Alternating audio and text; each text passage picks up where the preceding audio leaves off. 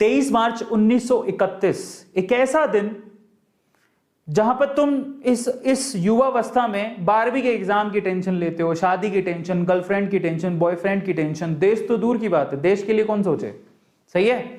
23 मार्च 1931 को 23 साल के एक युवा भगत सिंह को, सिर्फ 23 साल के थे वो, सिर्फ 23 साल के, 23 साल के एक युवा भगत सिंह को फांसी के फंदे पर लटका दिया गया था।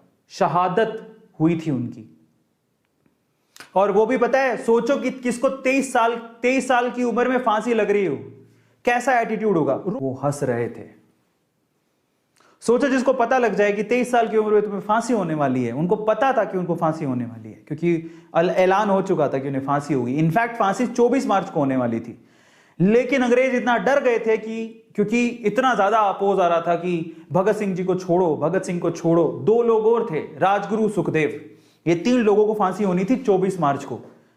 इतना ज्यादा अपोज आ रहा था कि उनको 23 मार्च की शाम को ही उनको फांसी चढ़ा दिया गया,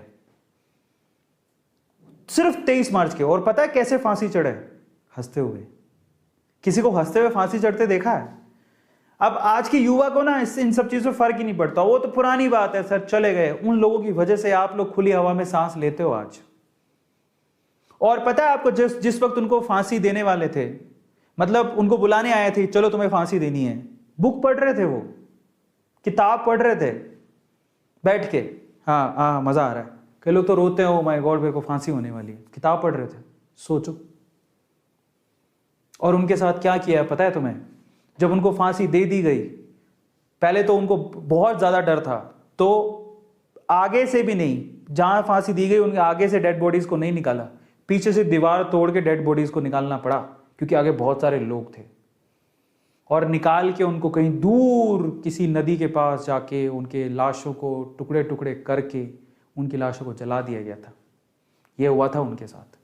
एक बात हमेशा याद रखा करो, तुम 15 अगस्त याद रखते हो कि 26 जनवरी याद रखते हो, 15 अगस्त और 26 जनवरी के साथ 23 मार्च को हमेशा याद रखना। हमें अपने इतिहास को कभी नहीं भूलना, याद रखना इस बात को। और हमारी आन बान और शान थे वो, हमारी आन बान और शान थे वो। 23 मार्च 1931 को अगर ये ना हुआ होता तो 1947 तक हम आजाद नहीं होते।